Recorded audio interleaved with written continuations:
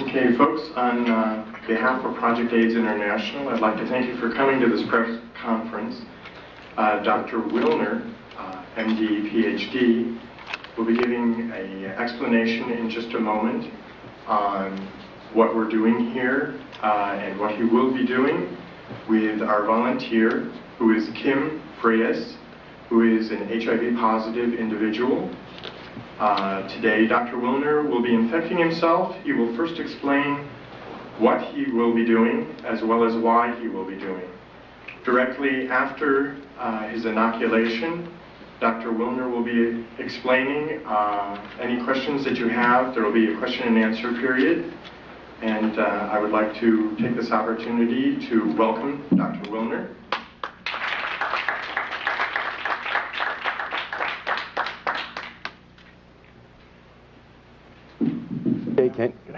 I don't know if you can hear me without the mic. Yes. I can hear it. Okay.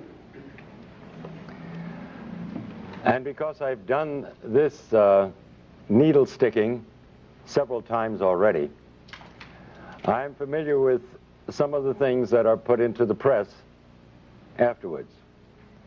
And so I want to make a few things very clear before I even start. I have a certificate in sex education, and I taught for a couple of years at the University of Miami Medical School during Sex Education Week to the medical students. I want to make it perfectly clear that I support responsible sex. I call it responsible sex because it goes much further than the concept of safe sex. And I'm not so sure that I know what safe sex is. During this period of time in which especially young people of this country have been threatened with AIDS, a death-dealing disease supposedly, as a consequence of irresponsible sexual behavior, the incidence of venereal disease has climbed, and the incidence of births without benefit of marriage has also climbed, but not AIDS. Really very interesting. So this apparently does not have an effect on the sexual behavior of our young people. And I never for once thought that ever would. It never has throughout history. There's only one thing that will affect sexual behavior, and that's understanding what the responsibilities of sex are. That number one, you're dealing with the feelings and emotions and the lives of another human being when you enter into a sexual contract. Number two, you can contract 6 venereal diseases. And number three, an unwanted pregnancy can occur amongst heterosexuals at least. These are very serious and very important considerations. And the lack of consideration and responsibility in this area creates a cost in human suffering that's incalculable, and a cost in monies that is incredible. So don't anyone out there say that I am for irresponsible sex. But I am against lying to our young people. I am against causing death and destruction through that lie. I am against telling a lie to the young people so that they continue in other behaviors which are truly causing AIDS. Now, you've got to ask yourself the reason that I'm here today. And it's been suggested that I'm here to sell a book called Deadly Deception. There's only 2 ways that you can get the truth to people. By your own words out of your own mouth, and by putting them on paper. And that's the reason for the book. We're talking about probably the most horrible scandal and scam ever perpetrated, not only in the name of science, but in humanity and in all history. Today is December 7th. And I was 12 years old when the attack on Pearl Harbor came. and I remember World War II very well.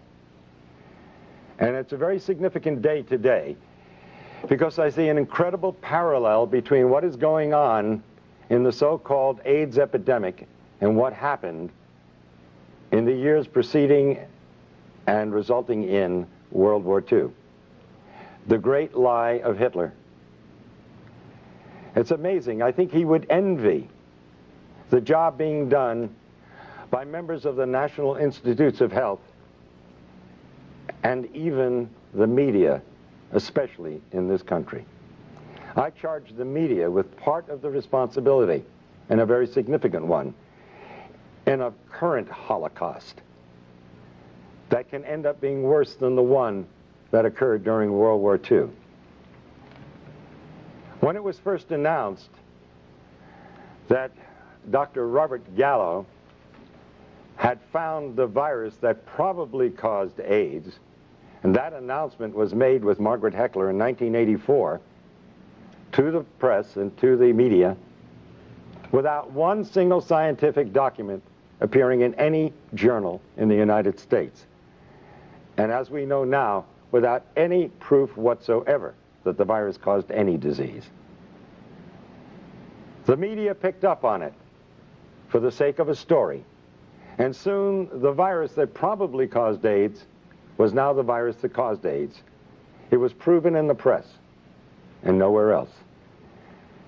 Now it's interesting, a lot of questions are asked of me whenever I appear before the cameras and do what some people have called a stunt, to sell books. I'm from the planet Earth. I honestly believe that these individuals are from the planet Uranus. How anyone could suggest that I would stick myself with a virus that is supposedly deadly for the purpose of selling a book, that's complete insanity. And I will put the lie to the individuals of the NIH, particularly Gallo and Fauci and Hazeltine and Essex and the rest of these scoundrels of the worst order. Criminals guilty of genocide, without a doubt. I invite them to take me to court. I wish Burroughs Wellcome would take me to court because they have been putting out a killer drug knowingly. Because in a court of law, I would have the opportunity to provide the absolute proof and evidence, as I have in my book, Deadly Deception. Now, I'm not alone in what I'm doing here today. How does the press escape such obvious truths?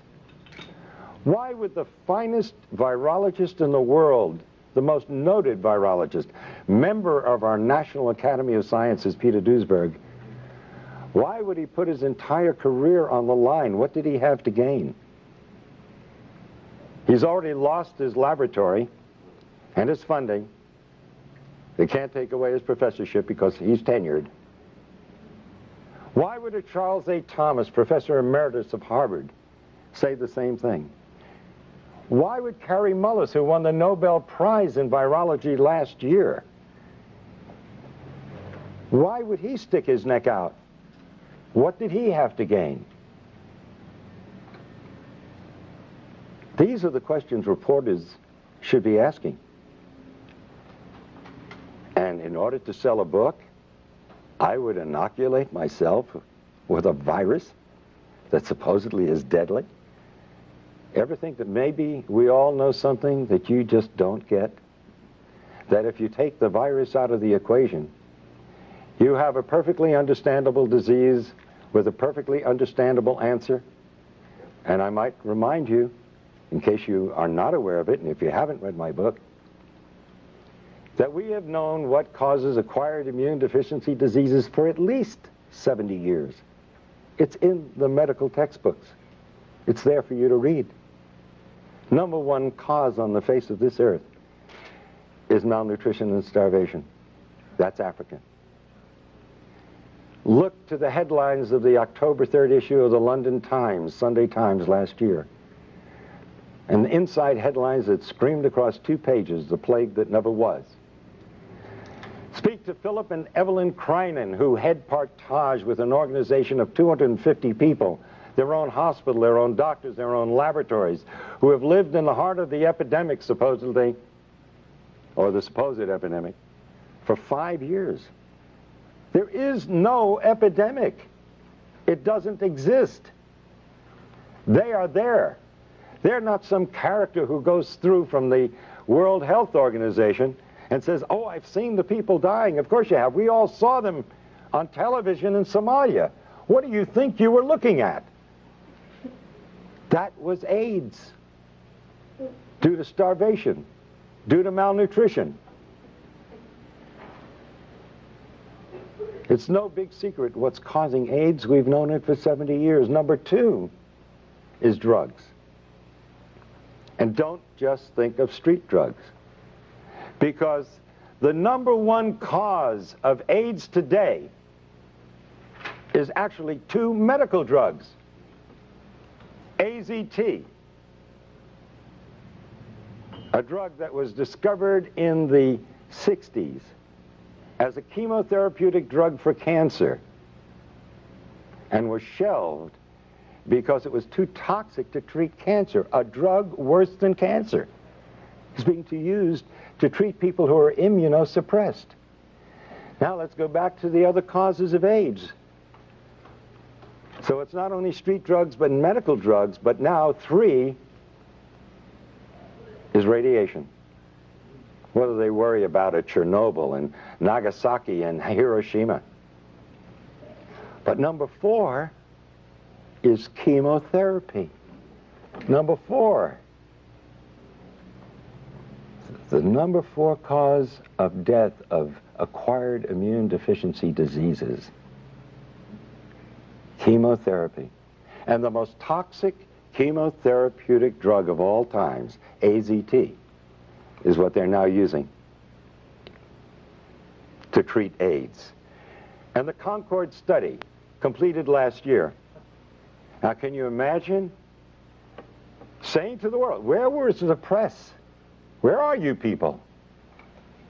Here they're giving a drug that costs thousands of dollars a year, and it doesn't do any good? That's if you want to believe that. But did anybody here bother to look at the insert, the paper that comes with the drug?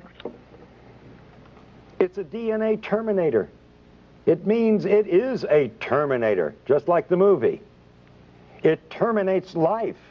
You terminate DNA, you terminate life. And they talk about side effects in the insert. When are you going to learn there is no such thing as a side effect in medicine? It's an unwanted direct effect. And you know what one of the unwanted direct effects of AZT is? Lymphoma, cancer, one of the diseases of AIDS, as they call it. Oh, another so-called side effect, which is really an unwanted direct effect, pancytopenia. You need a definition? Pancytopenia. Pan, all, cyto, cells, penia, loss of all your cells. That's AIDS. That is the definition of AIDS. So AZT, by definition, by their own drug insert, causes AIDS, and nobody survives AZT. That will eventually lead to your death. And they've cut the dosage way down because it was killing them too fast. It's like giving somebody a large dose of strychnine and they die within 5 minutes. And so the next person, you give them a few drops of it and they last 4 or 5 days, and you say, strychnine's a wonderful drug. This person lasts 5 times longer. This is the kind of thing that they present to the world. Now, I have offered for over a year now, and I continue to offer it, $100,000 to anyone who will give me one scientific document that proves that HIV causes any serious disease. It doesn't. It is a scandal and a scam beyond belief. The virologists who are responsible for this, what do they have to gain? Now, I don't know what Duesberg had to gain, or Charles A. Thomas, or Kary Mullis. He already got his Nobel Prize. Why does he come out and say it? And he's the one that found the test, the PCR reaction. And he said that there is no body of evidence that supports that the virus causes any disease whatsoever. But what about the individuals who have perpetrated this lie? They are all multi-millionaires. What do we have to say about the National Institutes of Health when a private laboratory, independent laboratory, found AZT to be 1,000 times more toxic than the laboratory of the NIH? We can understand a 5% error in a laboratory, even a 10% error. But a 10,000% error? Or 100,000% error? That's fraud. And as I understand it, the word has gone out, and there's even documents and letters to prove it, that the CDC, the same organization that let blacks go untreated with syphilis, well documented, just to see what would happen with the disease. This same organization who had to admit that they can't give in on the AIDS thing now because nobody would ever be able to trust the government. I think the last election tells us what the people think about government. But science is acting no differently than politicians do. And now we have disease by politics. Isn't it strange that the same day or the day after Robert Gallo filed for a test for HIV after it was announced? This sounds like premeditation. You mean he just happened to have this test available? And so the same day or the following day, he files for a patent? He had a test. He was simply looking for some kind of a disease he wanted to apply it to. And that test. 30,000 Russians who tested positive for HIV were then tested with another test that's supposedly far more accurate to confirm the positivity. And 66 out of 30,000 proved to be positive. That means that the test HIV is 99.997% inaccurate. You want to take a test that's 0.003% right? And you're going to rely on that? But that's what they're doing to people out there. They're taking a test that is not only invalid, it's totally misleading. In fact, when you get results like that, then I would say you're going to be more correct that if you're read as being negative, consider yourself positive. And if you're positive, consider yourself negative. By the way, at the request of many individuals, I did go for a test a couple of weeks ago in New York City at the biggest clinic there that does more testing than anybody else. And the doctor who ran it was bragging about the fact that he did more. When I told him about the book I wrote, he said, "Shh, don't say anything. My patients might hear." Okay? I tested negative. And of course, Fauci said that you need, when he was answering what I did in Cleveland a week ago, he said, well, he's going to have to stick himself 300 times to transmit the virus. Where are you people in the press? 300 times to transmit a virus? You cannot have an epidemic under those circumstances. If you can't transmit it by blood, you certainly can't transmit it sexually, unless you're into real sadistic acts during sex. I don't know how much blood you want to draw. It's literally unbelievable what they're getting away with. How does the press let this go? Oh, an epidemic. United States government says 12,000 people died each year from 1985 to 1992. Now, a child in public school will tell you an epidemic starts out in 1 year. You got everybody's involved. That's where they would put it. 12,000 a year for 7 years in a row? That's not epidemic. By definition, it's endemic. And you would expect in 7 years, considering it spread sexually, that you'd have probably 15 to 20 million. We're a pretty active country when it comes to sex. We like to put it down, but we sure belie it in the behavior that we do. Oh, an epidemic, really. In Russia, 105 deaths from AIDS since 1987. In Philippines, 80 deaths since 1984. Epidemics? There is no epidemic. But who has to gain from this? Dr. Duesberg?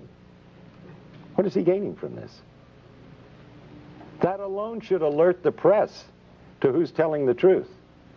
And if you hear an argument amongst politicians and one calls the other names and doesn't answer the specific charges scientifically, who's the liar? Fauci and Gallo, instead of answering the scientific conflicts and contradictions that Dr. Duesberg has so brilliantly pointed out, instead of answering them, they call him a homophobe. Can you imagine? I've been called a homophobe too. I wonder, I come here with a message of hope to not only the gays, but to the blacks and the Hispanics and all the other outcasts of society, which strangely enough are the only groups that have been connected with the so-called AIDS. Because you see, if you belong to one of those groups, you've got AIDS. But if you don't belong to one of those groups, you get the respectable diagnosis of you have tuberculosis, you have lymphoma, you have leukemia, you have Kaposi sarcoma, pneumocystis pneumonia, 30 plus diseases. Where is the press? How do they buy a story that a virus knows what country it's in? 3 symptoms in Africa, but 30 diseases in the United States and Europe. How do they buy the story that a virus has prejudices? It prefers men over women 9 to 1 in the United States and Europe, but men and women equally in Africa. It knows whether you're gay or straight, married or single, black or white. It should be hired by the immigration department because it does one heck of a job. This is what they've been feeding to the public, and this is what you and the press have published. It's funny, every time that I've stuck myself with a needle, I get calls from major television shows by excited young people who want to tell the truth. And then I get a call 3 days later telling me that it's been nixed at a higher level. That's no surprise. After all, who am I fighting? 2 drug industries. One supposedly legitimate and the other illegitimate. And they do an awful lot of advertising, the supposed legitimate ones. All those things out there that they sell for your colds and everything else, that's the pharmaceutical industry. And they also put out prescription drugs, most of them. And they pull the purse strings. And so we have a better propaganda machine in the United States than Hitler had in his time. You see, Hitler pulled off a lie, and he was condemned for it by most of the world, although believed by 3 major groups of the Axis powers. The liars and killers like Fauci and Gallo and Hazeltine and Essex and Flossie von Stahl and the Margaret Fischels, these people are getting by with the lie and getting paid immense sums of money for it and praise from the rest of the world while they murder. The study at the University of Miami was completely fraudulent. You see, I believed that the virus caused AIDS from 1984 to 88, and I treated AIDS patients. One of the few doctors willing to. Doctors were scared for their lives to even treat the patient. By the way, sticking my finger, nothing new. I did it lots of times in treating my AIDS patients. And in fact, it's amazing that in spite of the fact that we are at such great exposure to this deadly disease, the incidence of the disease amongst medical personnel of all types is less than the general population. This is a first in the history of science. Think about that. How is it possible? Maybe the virus has nothing to do with it. Not only maybe, the virus has nothing to do with it. In In 1988, I was invited to a dinner where Burroughs Wellcome was going to push AZT as a drug for treating AIDS. And we were told we could ask questions during the dinner because Margaret Fischel was going to be speaking. And when she mentioned that the drug AZT had 56 side effects, I raised my hand. And I said, Dr. Fischel, how do you do a double-blind study on a drug with 56 side effects? You've got to know if you're on the drug. And she said to me and the rest of the doctors sitting there, well, the placebo had 31. And I raised my hand again. How could a placebo have 31 side effects? How could an inert substance have 31 side effects? I didn't know what was wrong then, but I knew there was something wrong. I knew there was something dreadfully wrong, and I didn't know how dreadfully wrong and how deadly wrong it was. But the answer came years later. The FDA, as you probably know, released AZT after 4 months of a proposed 6-month study. They cut it short because one group in this double-blind study where nobody knew who was on what, one group was doing better than another group. And so out of compassion, they terminated the study. I don't blame them for that. And sure enough, the AZT group was doing so much better than the placebo group. And so they released the drug. But then 18 months later, their own investigator from the FDA brought back his report. And guess what it showed? The participants in the study knew the first week who was on the drug and who wasn't. You didn't have a double-blind study. It wasn't the Cadillac of studies. Not only that, some of those on AZT admitted to sharing their drug with members of the placebo group. That explains the 31 side effects in a placebo group. Some of them were taking AZT, side effects. But, and by the way, that makes it a complete washout as a scientific study. Right then and there, the drug should have been discontinued, called back. But then came the kicker in this report. The individuals on the AZT in the 4 months of the study received 6 times more blood transfusions than the placebo group. What happens when you get a blood transfusion?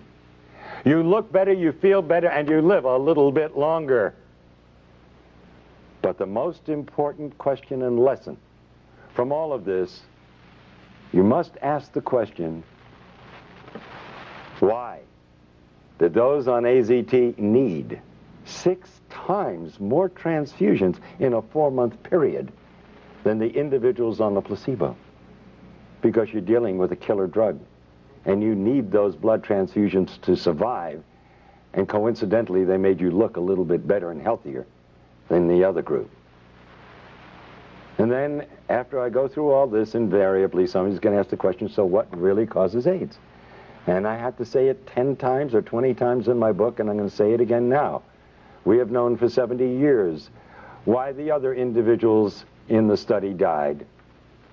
The number one cause is malnutrition and starvation. Well, to an extent that was true of some of these individuals, but only true because of the second reason. The number 2 cause is drugs. You recall, you fellows and gals in the press, a couple of weeks ago you reported in your newspapers that we were killing off our senior citizens with too many drugs. And how do you cure them? You get them off the drugs. And how were these people dying of so-called AIDS? From the number 2 cause, drugs. Both medical and street drugs. But one in particular that stood out and has been linked by 24 scientific papers with Kaposi sarcoma, and that's poppers or amyl nitrite. It's very rare that you see a case of Kaposi sarcoma in Africa because they don't use poppers. And this is the first disease, human disease, we can't give to a simian monkey. And I'm talking about legitimate diseases. Because you see, the virologists have been coming up with more diseases than you can imagine. And haven't you bothered to notice most of them never pan out? They disappear from the headlines and they're never heard of again because they weren't diseases really in the first place. Like SMON, a disease in Japan. For 15 years they pursued viruses. And what did it turn out to be? Enteroviroform, a drug for diarrhea that they were using over there. Amazing, isn't it? And they spent 15 years and lots of millions of dollars, but guess what our virologists have done? Wow, they hold a candle to no one. For 20 years in Nixon's war on cancer, they spent over $20 billion looking for a virus that caused cancer. And they came up empty-handed. They not only couldn't find a retrovirus, which was the ideal choice because it doesn't kill cells, and it's multiplied by the cells, which is what cancer cells do, but they never found any disease that it caused. But guess what they chose for the scam of AIDS? A retrovirus. Already $20 billion in 20 years, we found nothing that it does. And we also found out absolutely it doesn't kill cells, because if it did, it would commit suicide. It needs the cell in order to replicate, to be alive. So the epidemic would be over before it began. It's impossible. But this is the virus. They've just spent another $20 billion in only 10 years' time. And they're asking for more. And now they want to give us a vaccine. See? Oh, will they make money with that? They not only have a test for HIV, which, by the way, is not for the virus. It's for immunity. Like I say, it's the first disease in the history of medicine. When you're immune to it, you're going to die from it. But now, they want to give us a vaccine. The test HIV tests for antibodies, not for the virus. Well, antibodies is what you get when you use a vaccine. You want to produce antibodies to fight the disease. I'm at a loss to understand. If we already have the antibodies, why do we want to create the antibodies? Kind of redundant, isn't it?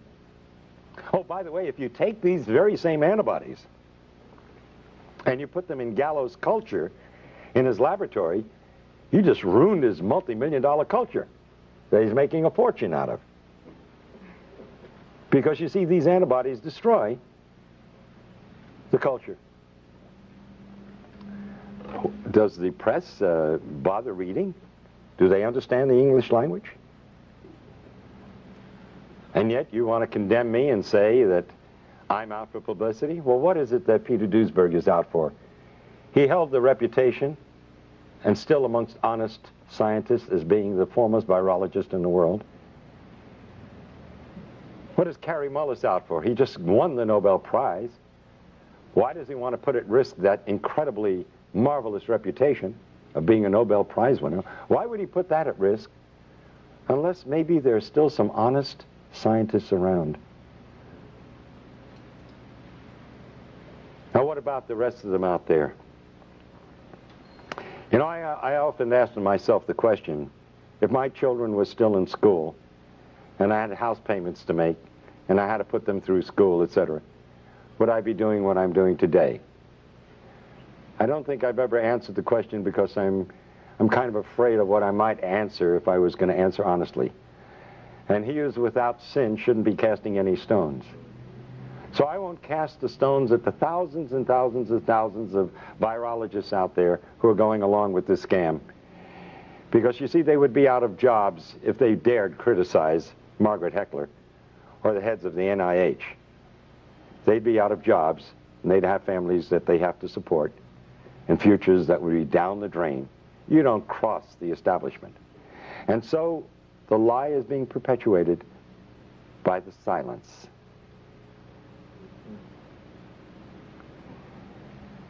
And even Gallo would say to the press in answer to the question, what does he have to say about Duisberg's challenges?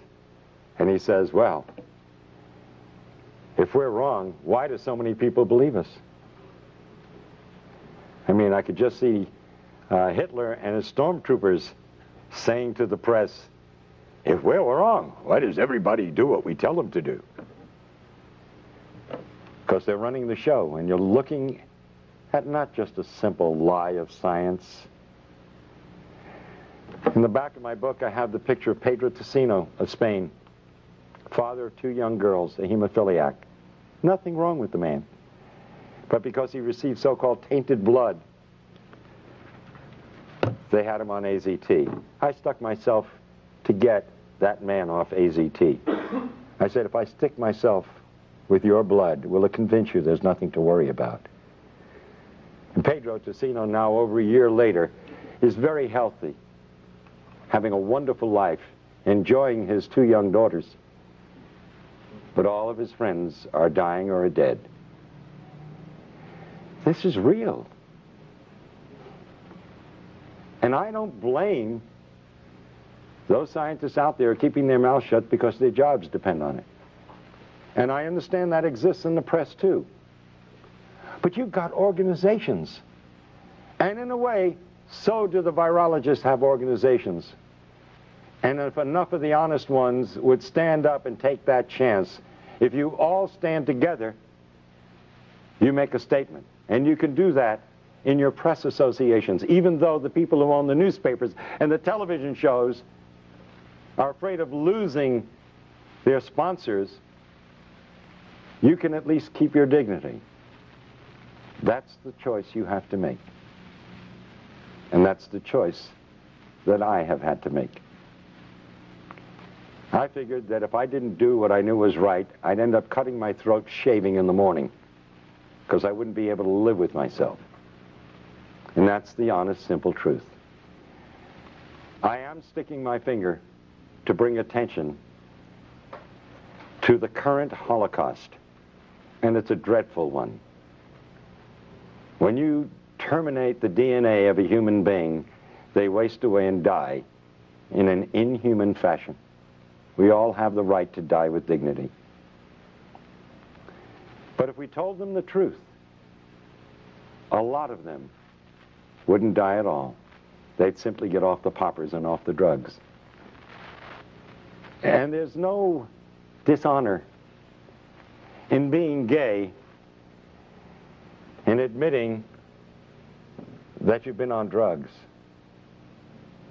The decent human beings in this world will give you the support and help you, like we help drug addicts of all followings, so to speak.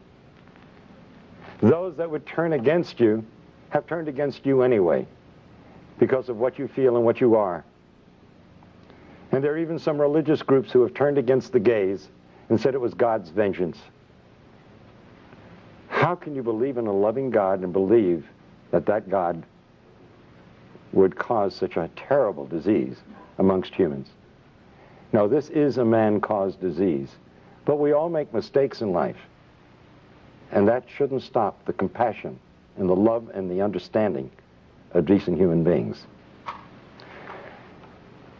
And so I do the act of sticking my finger and create another blood brother in my life, as the ancient Indians have done. And I will get another one today. Because I'm not afraid of getting AIDS. I know as a scientist that there is nothing to fear. I know what causes AIDS. I am not going to lie to others nor myself about it. I don't like sticking myself with a needle because it hurts. And if you've ever seen my expression on pictures, you know that to be true. So, Kim Freitas. Kim, are you here? Yeah. We're going to become blood brothers. Yeah. And please, to the press and to everyone else, I don't intend to stick myself 300 times because it wouldn't prove anything anyway. Oh, and might I say that a Dr. Gottlieb, who achieved fame for being the doctor that noted the first 4 or 5 cases of AIDS, who said to me on a radio broadcast the other night, he would believe me if I took a liter of blood. That's a transfusion of blood. And I said, you know, you must be mad. What is that going to prove? If you need a liter of blood to get AIDS, then nobody's going to get AIDS. Right. In any case. Well, I got to do myself first, and then I have to do you. Here, but let me do your finger, okay? I mean, I got to do you first, right? All right. Excuse me. Then I'm going to do me. Excuse me, I had that backwards. All right. Wait a minute. Got to find. This is a heck of a time to lose my needle. There we go. Okay. Ladies and gentlemen, this is a typical butterfly needle set. If somebody has a scissor, it'll help. No, I got it. Okay. It's sterile. And usually we use it to take blood by sticking this in, and then we can inject things also. So, let's do that. We got this. Yeah. Okay.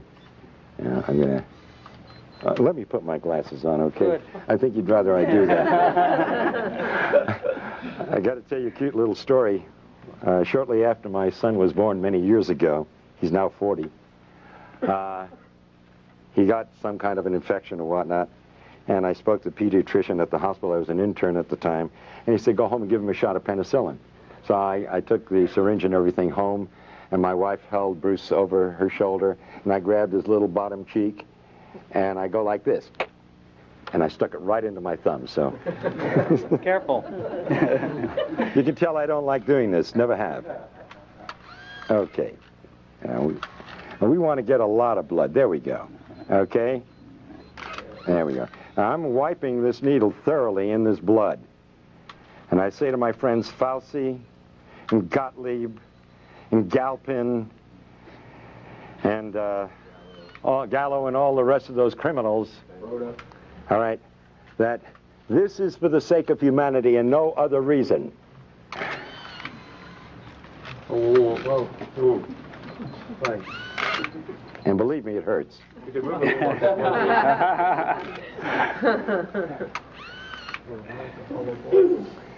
And this is in the hope that it'll save the lives of millions of individuals who will die because of the greatest lie ever told. Thank you. Get Thank off you. the drugs. Get off drugs is right. Get off drugs. Now, I will be happy to take questions from the press or from anyone for that matter to clarify in your minds if there's any doubt whatsoever. Yes. You said, I have several questions actually. You said that you were tested in New York by a leading physician there. Can you say where that was and by whom? Yes, it was in the Greenwich Village area. In fact, Karen, I think you have the issue of the Native. That ad should be in the back of the Native. If you'll get it, we'll give you the name and the address of the clinic, because it's widely advertised. And that's where I went, where everybody else is going. And he's recognized by the state of New York, and the forms he uses, which I filled out, are from the state of New York. And by the way, I do have a copy of the document which states that he gives you the answer to the test in 15 minutes. So it's quite a racket. And by the way, it's very interesting because that you asked the question, because you see, I was in a quandary as to what possible purpose could this serve. If you have a test that's 99.997% inaccurate, what are you proving? You would treat somebody with a deadly drug on the basis of a test that's totally worthless. And by the way, let me point out that a research group in Australia in the past year have stated that not only is the test completely inaccurate, it's totally nonspecific. Yeah. That you could be positive if you had the measles, if you had the flu, if you had a flu shot from your doctor, or if you had any one of 100 diseases. Let's look at the scenario. This is serious business. Yeah. Somebody gets the flu. or gets a flu shot this year. Then they die.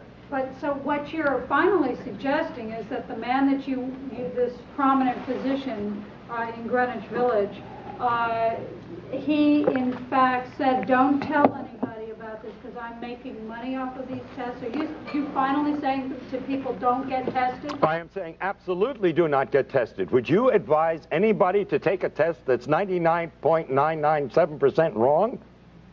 And you're saying that... That's insanity. And by the way, when I said to this physician, when he asked me why I was there, and I told him I was a doctor, I said, because I'm in a heavy risk group. He said, aren't we all? And laughed about it. Because everybody knows that the medical profession sticks itself all the time, and the only individuals who are going to die of AIDS who are part of the medical profession in any way, shape, or form are those who are taking AZT or other drugs. Go ahead. You said that AIDS is not an epidemic, it's an endemic circumstance caused by a variety of factors, including malnutrition and drug use. How then can you explain the years of potential life loss in the 250,000 plus people who have died of AIDS, according to CDC definition, where drug use has been going on for centuries, and suddenly we're losing people in their 20s and 30s because I'm not sure what you're... Okay, that's an excellent question, really. And you're using your head. That's the kind of question should have been asked of Gallo at the very beginning. And by the way, you said 20s and 30s, our healthiest people. Isn't it strange? You got a disease, the first disease in the history of mankind, that affects our healthiest? But what happened in the 60s? The drug culture began. What happened in the 70s? It heated up. At the end of the 70s, the gays came out of the closet and became an identifiable group. Now, I'll ask you, in a sense a redundant question, but yeah, I think it'll get the point across. I'm going to name 5 of 30 diseases. Tuberculosis, a new disease. Lymphoma, oh, that's a new disease too. Leukemia, oh yes, that's a very new disease too. Pneumocystis pneumonia, another new disease but lesser known. And Kaposi sarcoma, another new disease? No. These diseases and the other 25 have always been around. It's real easy, it's real simple to create an epidemic. You simply take a bunch of diseases and put them under one heading and then claim that one virus is responsible for it. Well, that's nonsense. First of all, let me offer the proof. The reason it appeared, which I think is the essence of your question, as though it were some new epidemic coming on, is because it appeared in a select population, the gay population. But it only is appearing in gays who are on drugs. Only. And especially. And substance abuse, right. And remember, by the way, too, that alcohol is a drug. And remember, these individuals, many of them, extremely promiscuous, would get one venereal disease after another, and they'd be taking antibiotics for these diseases all year long. And it's a matter of medical fact that antibiotics are immune suppressive. Now, let me offer one very important bit of investigative reporting for you. It was reported in the newspapers a couple of years ago that this HIV was found in blood that had been preserved in laboratories in the 1940s. They went back and looked at some of these samples. They found HIV, which, by the way, has been around certainly for thousands of years. But let's just use that one example. If we had HIV in the population in the 1940s, and we had homosexuals in the 1940s, and by the way, according to Kinsey, 10 to 15% of the heterosexual population preferred anal intercourse, where in the world was your epidemic? It wasn't suitable for a scoundrel like Robert Gallo in the 1940s. He wasn't old enough, or maybe he was born just about that time, for somebody to come along and to pull off a scam of this magnitude. And now they're caught up in a maelstrom. Now if the truth gets out, yes, it will deal a blow to the credibility of the NIH and the CDC and the FDA, and the AMA, and my God, it is sorely needed. Yeah. That blow is necessary to clean up the act. But then wouldn't habitual lifetime drug users all eventually come down with a syndrome that could be attributable to AIDS? Absolutely. In fact, these people, that is true. No, on the contrary. Remember, it's dose-related. So it depends upon how many drugs you're using and how much of them over how long a period of time. Now, if you overdose, you never get to that point. Yes.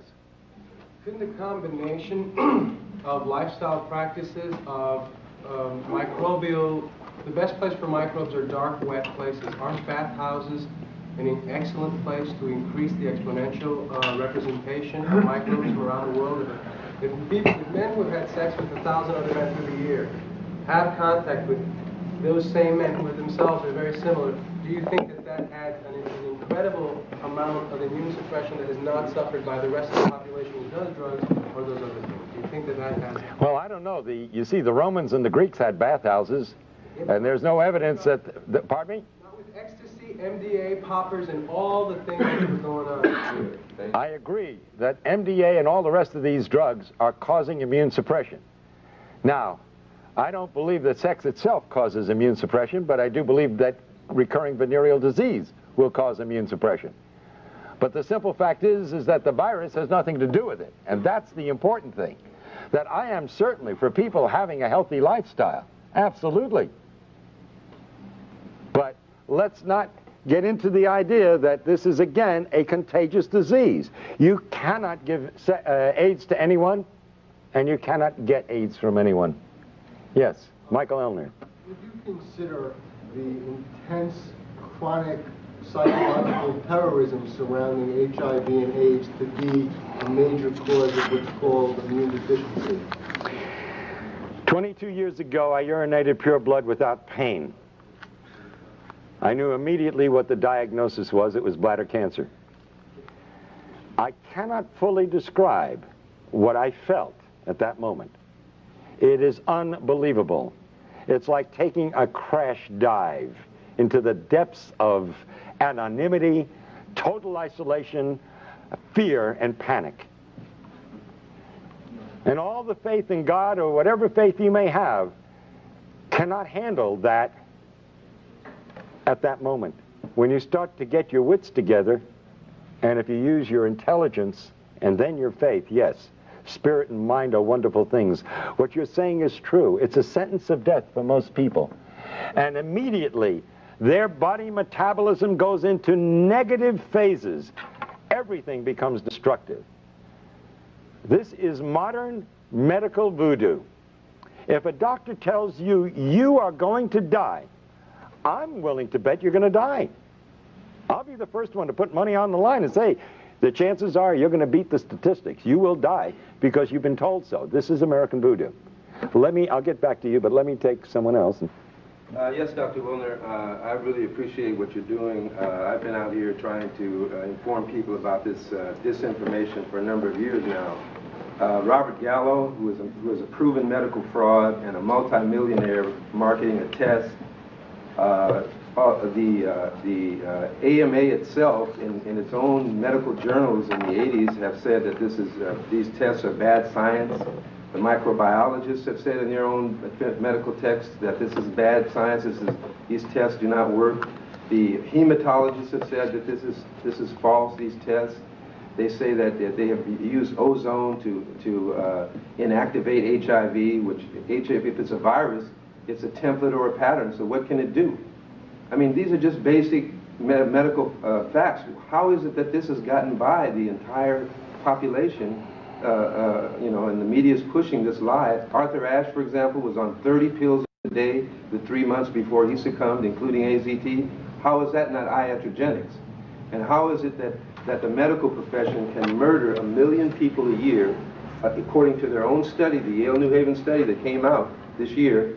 They admit to killing 1 million people a year. Why aren't they on trial? That's my question. By the way, I thank you for your comments, and I'd love to have a copy of that study and some of the information you talked about. I really would, because I've been going around saying it's the number 3 cause of death is iatrogenic disease. And when I lecture before groups, I don't tell them what iatrogenic disease is. And I say to them, you know, here we're worried about this so-called AIDS epidemic, and I don't believe that anybody should die. I think we should all live forever. But 12,000 a year, that's not an epidemic. 60,000 die from automobile accidents. 120,000, I've been saying, and I hope you're going to help me change, 120,000 die each year, they admit to, from iatrogenic disease, 500,000 from cancer, and 800,000 from heart disease. And I'm glad you're telling me it's a million, because I've been saying, they say it's number 3. I really believe in my heart it's number 1. Deepak Chopra said Sure. it's the number 1 cause of... I agree with him. Absolutely. Now, if we took the figure of 120,000 being killed by doctors, not malpractice, but as a normal course of everyday medicine, then doctors are 10 times more dangerous than HIV. Now you're telling me it's 100 times. 100 times. Yeah, I want those figures really desperately. In 1964, Please. They admitted 350,000 in 1964. Well, I will be indebted, because that's powerful stuff, and I really, you know, it's funny, you never know where the figures are going to go, but with medicine anything's possible. Yes, pardon me? Just the USA? Just the USA. Ralph Nader did an article, by the way, in Penthouse that talks about those issues. Yes, ma'am. To add a comment to that, yesterday, C. Everett Koop announced that 300,000 Americans die annually from diseases and illnesses related to being overweight. So I don't know how that multiplies out, but it would certainly be a lot more dangerous to be overweight than to be HIV infected. You know, that's a very good point. Yes. There you go.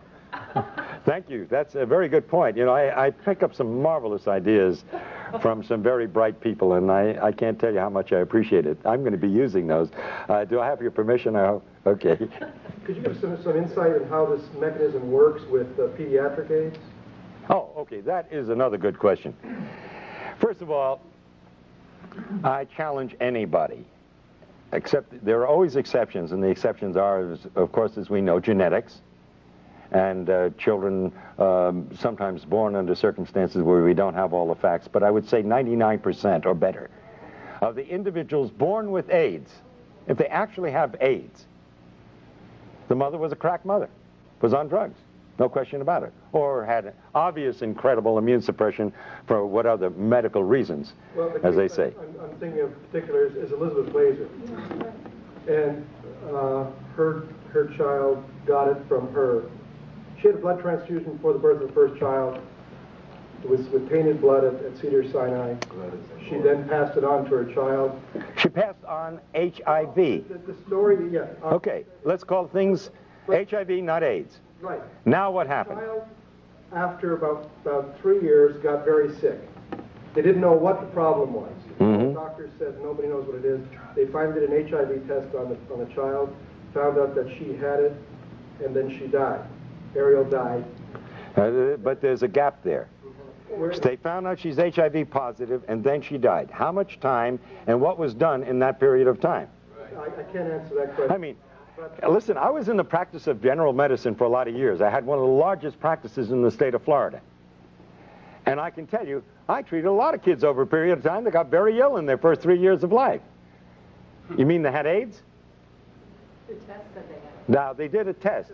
I will guarantee you, I don't know what she died of, and I can't answer. But I will tell you, these kids who are diagnosed as HIV, if they're given AZT, they will die of AIDS. Absolutely. Most of them will not die, just like most of the kids I treated did not die. But I had an occasional child that ended up with a meningitis and died. By the way, our current Miss America, who's deaf and dumb, got DPT. That's what made her deaf and dumb. What is SIDS? Yes, sudden infant death syndrome.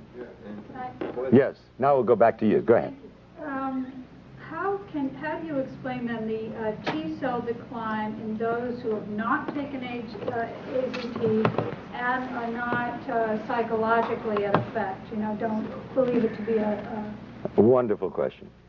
Really great. Now let me tell you a little bit about medicine. See, I was always confused by this T-cell thing, because T-cells are nothing more than lymphocytes and leukocytes. They're our body's way of fighting infection. Now, when somebody came into my office with a bellyache, I would do a white count, which includes the T cells. Now, if the white count was like 5, 6, 7,000, didn't think anything of it. There's a bellyache, some bad food, maybe a viral infection, you know, the great dumping ground viruses. They even had me thinking that way. But if it was 20,000, I alerted a surgeon. You see, the body creates the T cells when it needs it. If you don't need it, you don't got it. Why would you walk around with a lot of T cells when you've got nothing to fight? And I can tell you one thing we have always known. There is no correlation between severity of disease in AIDS, so to speak, and the T cell count. It doesn't match up, and I'll tell you why. You look a little bit confused when I said the fact that you will not have a high white count unless you have a severe infection. However, which means that if you don't have a high white count, it's not bad. If there's nothing else wrong with you, then I'd say, well, that's normal. Well, why do you want a high white count? If you got a bad cold, you'd get an elevation in your white count. Now, we know for a fact, it's well documented, that you have individuals who have died with AIDS with elevated T cells. And we have individuals who've been healthy. And when I tell you healthy, I feel sick by comparison at looking at some of these individuals. And they test out incredibly well. The best, healthiest specimens I've seen, the kind that most women say, oh my God, why is he gay? You see? Because he's so good looking and so handsome and so strong and so healthy, you see? They have no white, they have no T cells. So T cells, you don't count T cells as a barometer of how one is... No, because yes, you can use it to some degree as a barometer, depending upon the situation, but basically, no, you can't, and I'll tell you why. You know that you can change the T cell count if you worry somebody? Completely established. I worry about these individuals who go in and get these T cell counts one after another, because their whole life is focused on these T cell counts. And when it goes down a little bit, instead of being reassured, which is the way I would interpret it, they get panicky. Now they're really doing damage. And at some point, if they're on drugs, and sometimes even if they're not on anything, but because they've been told they're going to die, like the witch doctors of Africa and elsewhere, these individuals will die because they literally worry themselves to death. It's a crime beyond belief. They're the rare ones, I admit. But the fact is, T cell counts absolutely have no correlation with severity of disease. They can be low because you have wiped out your immune system, and they can be low because you don't need them. That's the important thing to understand. It is not a barometer for anything. And they lie, they lie, they lie, and then they lie some more. Is this a real case scenario? I go in, I get tested, I am told I'm HIV positive, my T cell count could, I've heard from cancer research, be cut in half. In other words, 50% of your T cells go on strike, the other 50 keep working.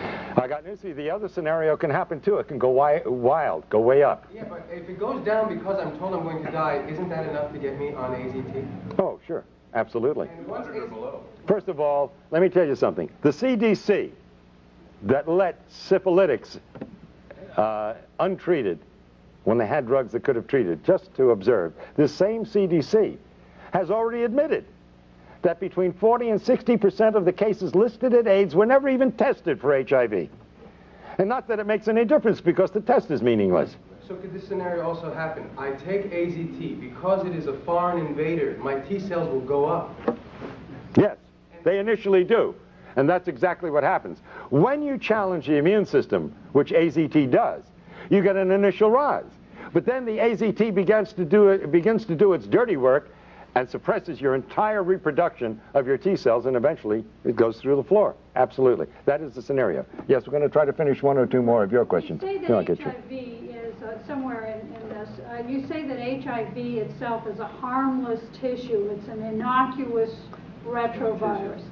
Are you then saying that that, as you said earlier about you don't know what safe sex is, that if I go back and report to my gay and lesbian readers, young gay men in particular, and there has been a rise in incidence among young gay men of HIV, again, with the tests that you don't believe in. Right. But, Well, it means nothing. Until you give me one single document that proves HIV causes anything, it's meaningless. okay, but what I need to, here's what I need Yes. to know. Is HIV sexually transmitted? Shall I go and report to these young gay men that they need not worry about practicing safe? HIV, this harmless virus, can be sexually transmitted with incredible difficulty to the point where it becomes meaningless. All right? And that hasn't been proven. Right, and that hasn't been definitely proven. By the way, in one of the studies which they were presenting of 25 males where the semen was examined, who were HIV positive, they were able to demonstrate only in 2 out of 25 the virus, and they only found 1 in 1,000,000 cells. That is not disease. There's no way in the world, and especially with a virus, a retrovirus that supposedly is killing off the cells it needs in order to replicate, even if you transmitted 1 virus, and it did kill off, and it was this terrible disease you say it is, there's no way it could cause disease. It's impossible. The lie is so compounded and so idiotic and so unbelievable that you literally have to fight your way out of the maze of these lies. They are all unadulterated lies, and the men responsible for them, and women, belong in jail. Yes, and then we'll get... Arthur Ashe, Magic Johnson, and Ms. Glazer, the late Ms. Glazer, were all unable to infect their partners, even though they had years of unsafe behavior. Rock Hudson's lover. So there's considerable evidence that this is not the case.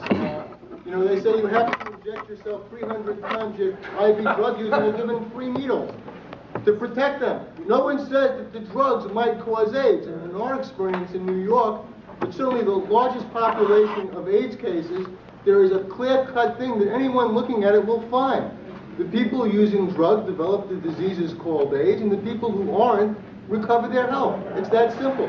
Yes, and by the way, for that population that you're writing for, let me simply point out, again using the government's figures, they say it takes an average of 1,000 acts of intercourse over 10 years in the United States and 10,000 acts of intercourse over 10 years in Africa to transmit the AIDS virus. That's twice a week in the United States for 10 years on an average to transmit the virus. In Africa, that's 20 times a week on an average. And if you know what the bell curve is, there's got to be some individual out in Africa that's doing it 200 times a week. I want to meet that individual. And now let me give you a set of figures which you must produce for your readers, please.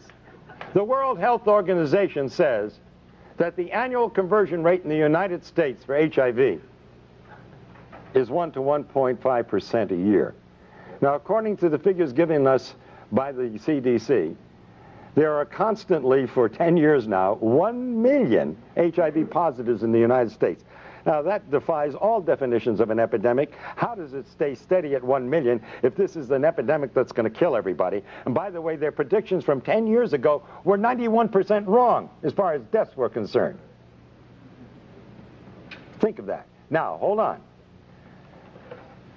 1 to 1.5% per year would average out to 67.5 years for everybody who's HIV positive in the United States today to become full-blown AIDS. That's the annual conversion rate, published not by me, by the World Health Organization.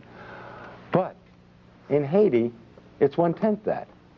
So if you're HIV positive, I would advise all your readers to go to Haiti. They got a 10 times better chance of survival if they go to Haiti.